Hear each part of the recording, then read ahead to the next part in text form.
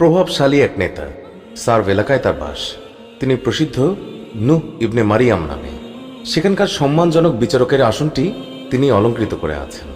এলাকার লোকেরা যখন বিভিন্ন সমস্যায় নিপাতিত হন, কখনো বা শিকার হন জুলুম নির্যাতন বা অত্যাচার অবিচারের, অতঃপর ন্যায় বিচারের জন্য ছুটে আসেন কাজীর দরবারে। কাজী সাহেব বাদী বিবাদীর কথা শুনেন, প্রয়োজনে সাক্ষী প্রমাণ তলব করেন, অতঃপর ইনসাফ অনুযায়ী ফয়সালা দিয়ে সবাইকে বিদায় দেন। কাজী সাহেবের ছিলেন এক সুন্দরী রূপসী মেয়ে। মেয়েটি যেমনই সুন্দরী তেমনি বুদ্ধিমতী।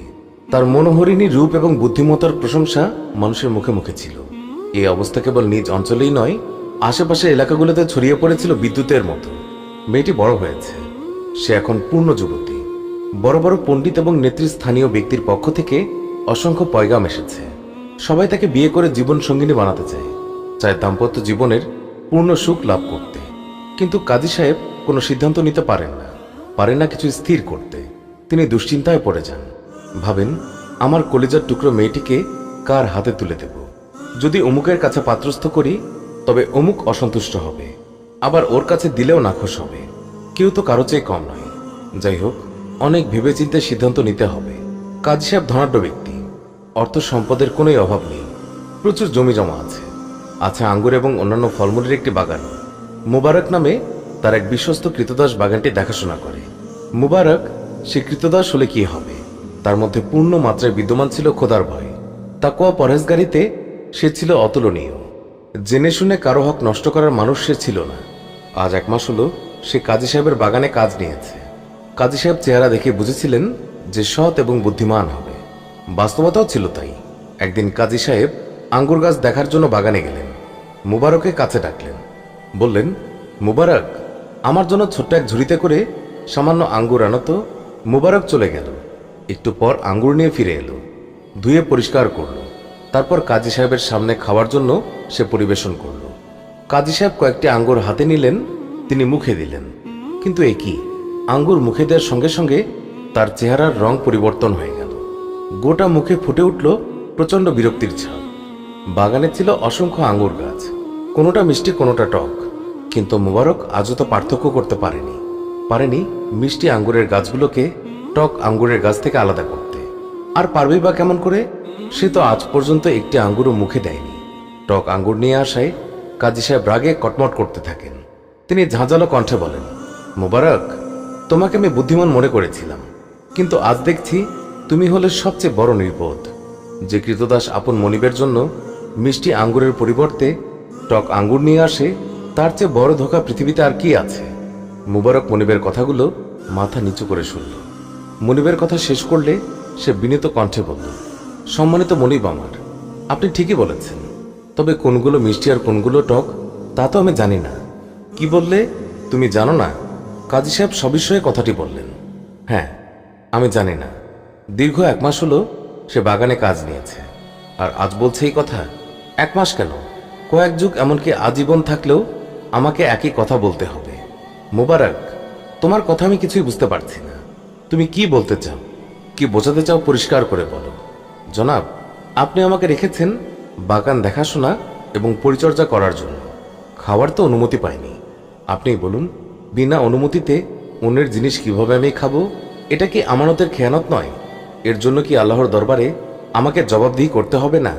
মুবারকের কথায় কাজী সাহেব খুশি হলেন। মনে মনে বললেন, সে তো কেবল বুদ্ধিমানই নয়, খোদাভীরু এবং আল্লাহ আলাও বটে। আমি তার চেহারা দেখে যতটুকু সৎ এবং বুদ্ধিমান মনে করেছিলাম, সে তো তার চেয়ে অনেক বেশি। আহা, দুনিয়ার সব মানুষ যদি এমন হতো। সেদিন বাসায় ফিরে কাজী সাহেব স্ত্রীর কাছে সবকিছু খুলে বললেন। স্বামীর কথাগুলো স্ত্রী তন্ময় হয়ে শুনছিলেন। ভাবছিলেন, কৃতদাসরাও খোদাভীরু হয়, তাদের অন্তরে সদা জাগ্রত থাকে পরাক্রমশালী আল্লাহর সীমাহীন ভীতি। আহা, আমার মেয়ের জন্য যদি এমন একটি ছেলে পেতাম। পিতা যখন মায়ের নিকট মুবারকের ঘটনা বর্ণনা করছিল, তখন মেয়েও দরজার আড়াল থেকে সবকিছু শুনছিল।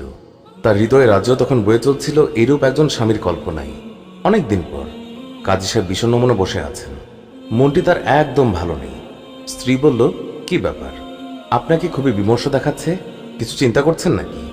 স্ত্রীর কথায় কাজী সাহেব সম্বিত ফিরে পেলেন। বললেন, হ্যাঁ, তোমার মেয়েকে নিয়ে কেন জানি আজ ভীষণ চিন্তা হচ্ছে। মেয়ের বয়স বেড়ে যাচ্ছে, অথচ আজও কোনো সিদ্ধান্ত নিতে পারলাম না। স্ত্রী বললেন, আজ সকালে আমার একটি কথা মাথায় এসেছে, আপনি যদি অনুমতি দেন তাহলে বলতে পারি। বলো, অবশ্যই বলো। মুবারক আমাদের কৃতদাস, সে একটি আল্লাহ আলা ছেলে। এই কথা আপনি আমাকে বলেছেন। তার খোদা ভীরুতা এবং পরেশগারির ব্যাপারে আমারও কোনো সন্দেহ নেই। আমি মনে করি এত পেরেশান না হয়ে পাত্র নির্বাচনের ব্যাপারে তার সাথেই আমরা পরামর্শ করতে পারি। হ্যাঁ, তুমি ঠিক কথাই বলেছ। এই সহজ কথা এতদিন আমার মাথায় আসেনি কেন? কৃতদাস হলে কি হবে, তার জ্ঞান কিন্তু মোটেও কম নেই। ওই দিন বিকালে মুবারককে ডেকে কাজী সাহেব বললেন, মুবারক, আমরা তোমাকে অনেক স্নেহ করি, নিজ সন্তানের মতোই হৃদয় দিয়ে ভালোবাসি। এখন তোমাকে একটি গুরুত্বপূর্ণ পরামর্শের জন্য ডেকেছি। তুমি জানো আমাদের একটি মেয়ে আছে, বিভিন্ন স্থান থেকে তার বিয়ের প্রস্তাব এসেছে, কিন্তু আমি স্থির করতে পারিনি কার সঙ্গে তার বিয়ে দেব। এখন তুমি বলো আমি কি করব, কি করতে পারি? মুবারক বলল, এ তো কঠিন কিছুই নয়। ইসলাম পূর্ব অন্ধকার যুগে কাফিরা ছেলে মেয়েদের বিয়ের বেলায় বংশকে প্রাধান্য দিত। পাত্র বা পাত্রী যদি নামকরা বিখ্যাত বংশের হতো, তবে তার অন্য কোনো গুণ আছে কি নেই তা তলিয়ে দেখার প্রয়োজন বোধ করত না। ইহুদি ও খ্রিস্টিয়ানরা রূপ এবং সৌন্দর্যের বিচার করত। রাসূলুল্লাহ সাল্লাল্লাহু আলাইহি ওয়াসাল্লাম ও খোলাফায়ে রাশিদিনের জামানায় মানুষ আল্লাহ ভীতি এবং পরেশগারির কথা বলত। আর বর্তমান যুগে মানুষ প্রাধান্য দেয় টাকা পয়সা আর ধন ঐশ্বর্যকে। সুতরাং আপনি এই বিষয়গুলো থেকে যে কোনো একটি মাপকাঠি বানিয়ে আপনার মেয়ের জন্য পাত্র নির্বাচন করে ফেলুন। মুবারককে তখনকার মতো বিদায় দিয়ে কাজী সাহেব স্ত্রীকে নিয়ে বসলেন। তারপর মুবারকের কথাগুলো উভয়ে অনেক চিন্তা ভাবনা করলেন।